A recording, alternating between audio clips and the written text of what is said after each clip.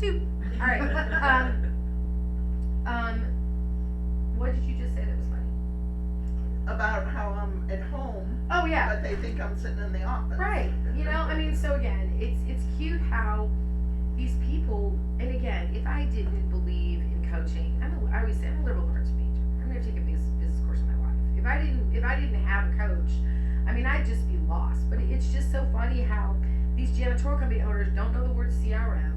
They don't do any follow up. They're not doing, you know what I mean? They think that buildings are closed. They think that they're people on their cell phones. That phones don't forward. You know, I mean, it's just like, you know, like gotta get out of your building, dude. So anyway, okay, all right. So then we have all this, okay? Then the next thing we do on a presentation, and you guys will hear them. I'm just giving you a quick overview. Is the actual pitch, and I have not updated all my funnies and everything for quite some time. So most of the people that I have trained, I tell them, use my same jokes, say exactly what I say at the beginning before, you know, they work. Okay, the spin I put on things works. So I would do it exactly. I mean, I don't know if you guys ever heard Angela. Or me, I didn't hear Kara that much. Angela sounded like exactly like me. She said every joke at the same time, everything. And I'm not saying, again, I'm the end all be all, but until you get your own path, right? Until you are comfortable and find your own ways that work, I just recommend you just say what I say, right? Okay, so now some of this is going to be, I haven't read it in a long time. There's no date on it, so maybe I updated it for Kara or Angela, but again, it hasn't changed. So, okay. My favorite is when she asks if they outsource and they say no, or you say not till today. Right. I do that at the show all the time too, you know. It's funny, but yeah, I always say that. I do. Like, have you ever outsourced before? And if they're on this thing, you know, on this point, if they seem fun before that, you know, I'll say, oh, not till today then. Okay. All right. So, the beginning of a presentation, I start out by saying, oh, here we go. I had us down to chat today. Is it still a good time for you? I always ask that. 100%. And for account checks, well, maybe account checks, but almost every presentation. And the reason is the perception that they have of call centers is that we're pushy, we're going to do it when they're busy, we're going to push through. If they say, you know what, I am really super busy today, it is not a good day, I say, absolutely no sweat, I get it, can you reschedule an hour, should we call back, right? And when you reschedule sometimes like that, they are so thankful. It makes them relax that we're going to handle their prospects in the same professional manner. If they say, yeah, I'm super busy, you go, well, yeah, I'll get through it really fast. Nope. They're going to think we're pushy and that we're going to do that to people. So it's an important question. So again, all this stuff has all this like background. I wasn't, like I said, liberal arts psychology major. So has, you know, I think it works because of the psychology of some of the statements. Okay, so I was down today to chat. Is this still a good time for you? Sure, yeah, what you got? Well, before I tell you about Rainmaker, I'd like to ask you a few questions, just so I don't go down the wrong path, or you a few questions if I could. And that's when this comes in. Okay? As you can see, I started out. I see you've been in business 10 years. Congrats. If now on the website, then you ask how long you've been in this business. And if many years, congrats. If newer, how exciting. Again, isn't it funny? I didn't even see this, and I literally just said that on all the questions. And you know what? I don't think this is the pitch. This is what we just went over. Okay. All right. So basically, this is what we just went over on the questions. It's another good reference. It's typed up. So now let's go to page 2. So after we get all the questions answered, I always say again, I think I'm duly armed to tell you a little bit about us. Are you in front of a computer by any chance? Now, I'll have you send them an email that says, please be in front of your computer with our website open. I'll use it in my presentation. 95% don't read the email and not on their website. Okay. Now, if they don't want to go on, that's fine. I also, number one, I don't like Zooms because a number of reasons. Number one, it makes something active on their part to join the meeting. They have to physically go to it and open Zoom, and then there's a problem, they and blah, blah, blah, blah, blah, right? And so we lose the appointment. If we're just calling their desk, or, going to if we're calling their desk, then they pick up, right? So I don't like Zoom. Where was I going? Oh, yeah. But if I did Zoom, the next question would be, why aren't you screen sharing? Why do you have them pull up and you go click here and click there and click here? Well, I don't know how many Zooms you've been on, but if someone else is doing the presentation, well, I put up my thing and I put up my picture and I'm doing stuff on my desk. It doesn't engage them. If I pull up the website and say, okay, click on the center circle, this is what I do. Click on the center circle with the hand shaken. You should get to my circle of arrows for the commercial realm. So it makes them stay with me every step of the way. So again, I know I could do Zooms. I know I could screen share. I understand all these products are out there, but I want them engaged in this process. All right, so that's why I do it this way. So please go to this. It says commercial. Go to our website. This should get you to our Circle O services. Again, that's exactly how I say it. I'll say I won't have you. They're all links. I won't have you click on the first couple. I'll just tell you about them, and then we go. Okay, so lists. Talk about lists. So, and it's going to be interesting how close this is. A free list is included with the program. This must be Kara because it has the handshaking, but you have complete input on who is on the list, the type of company, the size, where they sit. If you remember, most other cold calling companies, they never have input on these lists, right? So you have complete input on the list. But we also become a well-oiled machine. I would say we want to become your sales assistants. I used to say secretaries. It sounds old now. But we want to become your sales assistants. If you drive by a building or a business park you want, now, and again, I changed this a little bit. You can text it over. You can take a picture and text it to our desks. You can email it over. If you meet someone at a networking, event, give us those cards. Or if you have a list. We can work any numbers you have, including those onesies, twosies that you pass by during your day, but we can also provide a list completely free of charge that you'll own. And I say now too, that's like $1,000 value. So I should, it can be $1,000 value, the list alone. So we will supply a list for you, free of charge, that you'll own. You can use it for other things. Another thing about lists is that, sometimes, I don't know how they do it, but they sell you a list through a list system, but you can only use it twice. I don't even know how the list people do that, if you have to email out of their system or something, but you only have two. You actually own this list, right? We're going to give it to you. You can use it for whatever you want, and that's something we need to get through. And I might not retype this, so you guys got to take some of your own notes on this, okay? As a matter of fact, I might have you help me retype it. Okay, so the next bullet, data collection. You don't need to open this one either. I'll just tell you about it. So, and we used to call it data cleansing, I guess. But, I go back and forth from going into this too much because it's not really what we're calling them about or really what they're interested in. But what I say is, data collection is basically project work. It has its place in what we do. For janitorial companies, I'll say, you could say, hey, Patricia, call through this list of manufacturing facilities and just get the name of the facility manager. I want to do a direct mailing. So it's a one call through a list of people because they just want the right name. So it's great for email this is what I said. It's great for email campaigns. It's great for direct mail campaigns. So that's a lot of what we collect data for in your industry is if you want to do those campaigns. If you have a bunch of data you just need to clean up. If you have 20 years worth of data in your database, let us call through them all once. Get the new buyer name. That could be, and think about it from our side. That's posh easy work, right? We don't, obviously, I pitch this every single one. We don't do any of it. All they want is more bits, right? But I keep keeping the faith, that they're going to start hearing some of this other stuff we do. But, just to go through that, we can gather names or emails. We can just clean up the data and give it back to you guys to work.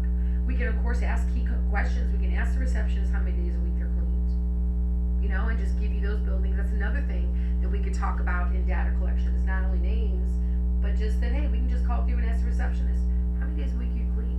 Cause that way, if they only wanna call places that are 5 days a week, we could just give that back to them for their sales reps. And they skip all that work. I never said that either. But that is good for janitorial, right? I mean, just ask the receptionist how many Yeah. days a week are cleaned, Cause so. God knows they know that we're contracted, we're not Yep. interested, they don't want it, they know everything Right. else. They know everything else. Alright, so, okay, but the main thing that we all wanna talk about, of course, is appointment setting, you know? So if you could click on that arrow at the 3 o'clock mark at appointments, I'll tell you a little bit more about appointment setting.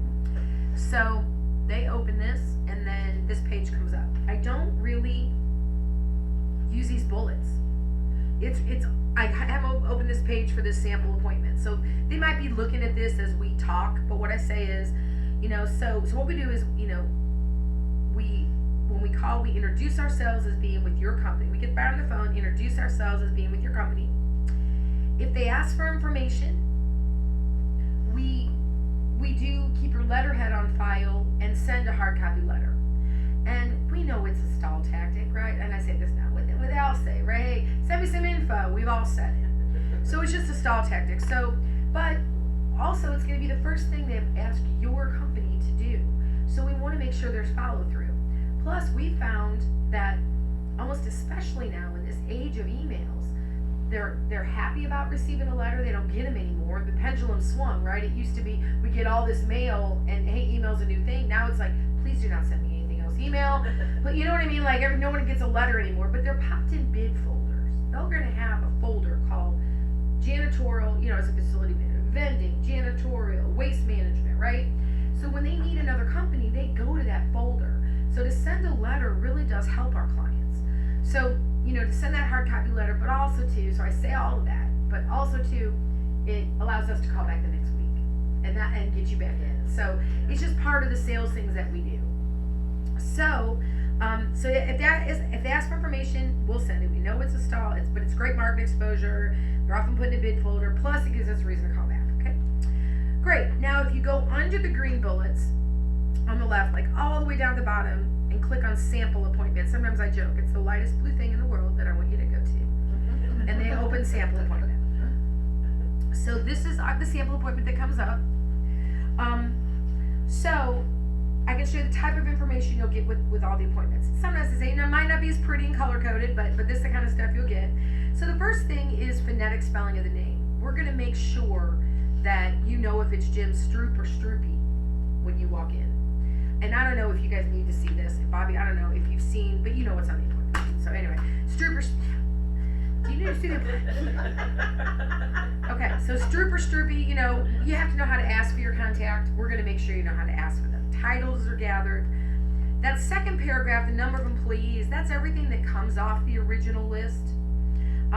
We don't verify, I am like almost saying this verbatim. We don't verify it line by line. We don't want to become a survey, but we give you this snapshot back so you kind of have a quick overview of the client like we do. And you don't have to do any cross-referencing back to the original list we sent, right? You have everything we know about the client right here. Next paragraph down, we do confirm every appointment that we set. And, you know, if it's the owner, I say here, for someone wearing a lot of hats, literally all you have to do is show up. They've received a couple pieces of mail, a couple friendly phone calls. They know when you're coming, why you're coming. For someone wearing a lot of hats, all you have to do is go, right? So, to go through the door, they've often received a couple pieces of mail. Yeah, scary how I say this exact stuff. Okay. So then I also, you know, point out, you know, we're going to gather addresses. We're going to prioritize. Now, if you're doing janitorial, it's really easy because this will be the same sample. You can say, you know, this client's similar to you. Their A was 5 days a week. Sounds like that's what you want as well. So, you know, it'll be on it's based on your criteria what an A, B, and a C is. But, and then I say, and contract renewal dates, and then I say, but all this information at the top, it's not just on your appointment sheet, but it's not on your list as you go through. So anytime you can say, oh, so it's not on, and I've changed this a little. This is where I say all this stuff at the top, it's not just on your appointment sheet, but we're going to build a digital database for you with all this information in exportable format. So at any time, you can say, hey, Patricia, I need it all. or send me the emails every month to add to our email campaigns, or send me the prospects you've identified. I'm gonna take them, pop in with fruit baskets. So a lot of what we do is start organizing data for you for even other marketing strategies that you might want to do down the road. You might not be doing emailing now, but if you want to in a year, you'll have all those emails with their contract renewal dates right at your fingertips. And so this is really a good juncture for those people that have no CRM, that have no organization, that have nothing. And I don't know if you've seen it, but our spreadsheets that come out are like that. It's got, I just did one for Stratus and how many days per week cleaned, even from the first 2 weeks, we have a whole bunch of fields filled in 5 days a week. And, the cleanable square footage was answered on 3 of them. And, when they see that the first week, that is impressive data, right? They want that. There's no other place to find that out, which buildings are cleaned 5 days a week. There's no other way to do it without picking up a phone and calling. No list like that, right? So they vitally need that. So that's the part where I say we're building a digital database for you, even for other marketing strategies that you might want to do. You'll have it all. And then of course there's a notes section on every appointment sheet. Now let me see what I say here. Notes section. Okay, so our people are seasoned sales reps. We use bullets, not scripts. It's vital. It's not on here. It's vital you say we're all in St. Louis under one roof. And I've been saying it in St. Louis, and thank you, we're back under one roof. I put some excitement in it, we're excited to be back under one roof. And they say, oh, really? Because that lets them know we're not offshore, we're Midwestern voices, which they honestly do want, right? We don't have, G2, we don't have, any type of accent really, so we can kind of call everywhere, and that we are under one roof. So I can go into that if people ask, and I'll tell you guys, again, I know you're not absorbing all of this today, but the more you hear things repeatedly, they'll start to stick, But, they say, really, I would think in your industry you could all work from home. I say, I had those kind of delusions of grandeur over Corona, like, I'm gonna have 1,000 agents, and I didn't even throw that, I'm gonna have 1,000 agents, I'm gonna have them all over the country, and of course, what I thought was, Alabama, where the cost of living, where $10 an hour is a big win, right? You know what I mean? Like I was thinking, oh, it's gonna be awesome.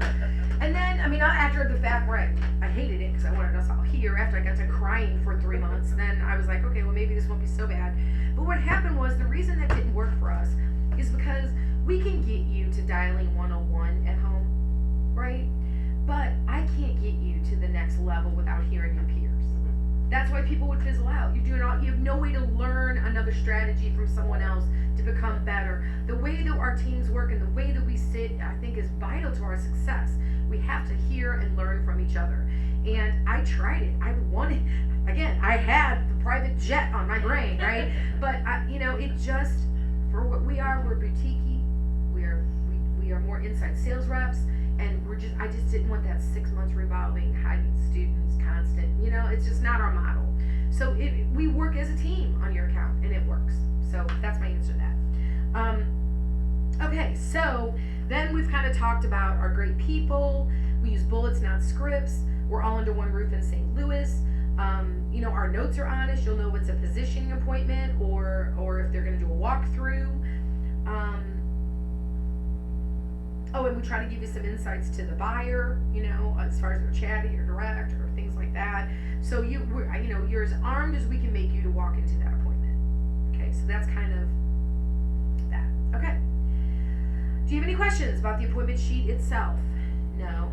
Okay, if you go back at the top of the screen, you should still see an appointment tab open. I can do this like in the car. I know this so well, okay? Because you open this, but the appointment tab's still there. So if you can go back to the appointment tab and just arrow back once, you'll get back to my circle of arrows. I will, the rest of these, I would say you're free from clicking. I'll just tell you about the rest of them. But the last thing about appointments, I see there's so much to cover on this first meeting. The last thing about appointments is that we're doing some emailing and some texting, which you guys don't know about yet. So what that looks like is if you give us an email with your domain name, and I usually go back to BSCI and look, and if it says like their email is jim@abcoserve.com, then I put my name into it, because they don't know what domain name means. Like I say, if you give me a domain name email like patricia@abcoserve.com or something like that, as we work, we're sprinkling out individual emails on your behalf. So these aren't email campaigns. We do them at two junctures. Basically, every time we gather an email, someone could get one. So if a receptionist gives us an email but we don't talk to the person, we have an email going out that says, hey, thanks for your time. Or, excuse me, I tried to connect today. I'll try to reach out next week. In the meantime, this is what we offer. And I say, if we reach a contact and they decline an appointment, we send an email saying, thanks for your time. We appreciate your loyalty to your current vendors. If anything changes, we hope you consider ABCO for your janitorial needs. So, and again, I'm pitching like you guys are the pitch, but oh shoot, it's 10:06. I bet you any amount of money I have 10.